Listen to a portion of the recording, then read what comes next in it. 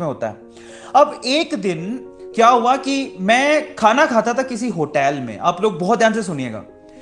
किसी होटल में मैं खाना खाता था और सर्दियों के दिन थे। बहुत बढ़िया होटल है जयपुर में, अगर किसी ने सुना हो तो छाबड़ा होटल बहुत अच्छा खाना देता है, MNIT के जस्ट पास में ही है। वहाँ पे मैं खाना खा रहा था, रात में बैठा हुआ था और कोई नहीं था, मतलब बहुत ज़्यादा सर्दी हो गई थी। हम तो माशाअल्लाह 10 बजे खाना खाने के लिए पहुंचा था, लेकिन तब तक एक फैमिली थी, मतलब मैंने ऑर्डर दे दिया था। मुझे मुझे दाल मखनी बड़ी अच्छी लगती है, मैंने ऑर्डर दे दिया और मैं वेट कर रहा, कुछ और देखने को था नहीं, आसपास सब खाली पड़ा हुआ था।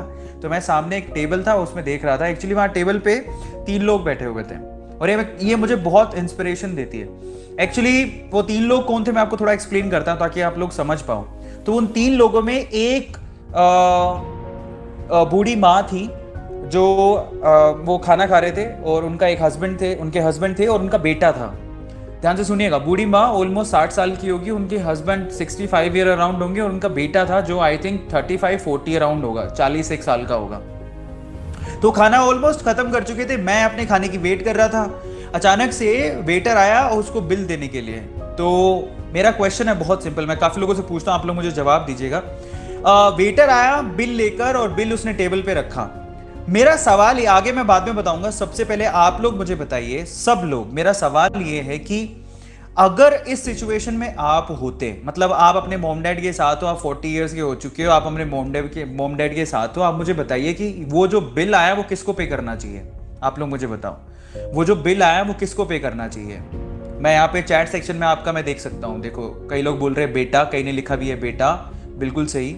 मतलब ऑलमोस्ट बेटे को सब लोग मानते हैं कि बेटे को पे करना चाहिए, समबडी सिंह माँ को पे करना चाहिए। भाई साहब कब तक माँ पे करेगी चलो अपन मान लेते हैं, क्योंकि उस टाइम पे देखो माँ बाप ने पढ़ा के आपको बड़ा कर दिया है, ऑब्वियसली बेटे को पे करना चाहिए।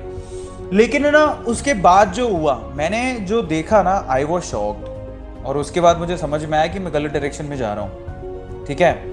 इसीलिए ये टाइटल भी आज मैंने इसलिए रखा। तो ध्यान से सुना क्या हुआ एक्चुअल में। क्या हुआ, जब वो बिल आया तो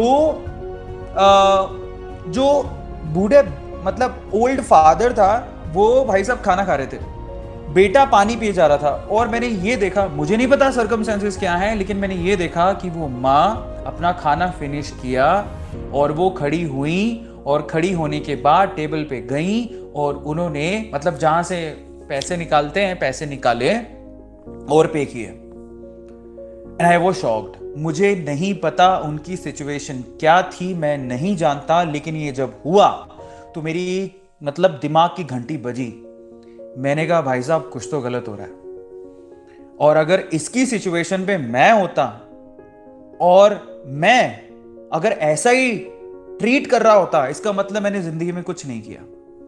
मतलब आप समझिए कि आप सब लोगों को बोल रहा हूं, ध्यान से सुनिएगा, कि अगर आप अपनी लाइफ में 35-40 साल के होने के बाद भी अगर अपने माँ बाप को आप खाना नहीं खिला सकते हो एक सिंपल से होटल में, इसका मतलब आप लाइफ में कुछ नहीं किए। और मैं नहीं चाहता हूं, मैंने उस दिन क्या सबक लिया, मैं नहीं चाहता कि ये दिन मुझे देखना पड़े, इसीलिए मैंने चेंज किया अपने आप को। मैं नहीं चाहता कि ये दिन मुझे देखना पड़े कि मैं खुद को फीड नहीं कर पा रहा, खुद के माँ बाप को फीड नहीं कर पा रहा, ऐसा दिन मुझे नहीं देखना। Then I have started hard working on me. Okay, then I have started studying. मैंने स्टार्ट कर दिया पढ़ाई करना, कॉलेज जाना शुरू कर दिया। और उसके बाद बिलीव इट और नॉट गाइज, मैं उस कॉलेज में सेकंड टॉपर था, सिल्वर मेडलिस्ट था।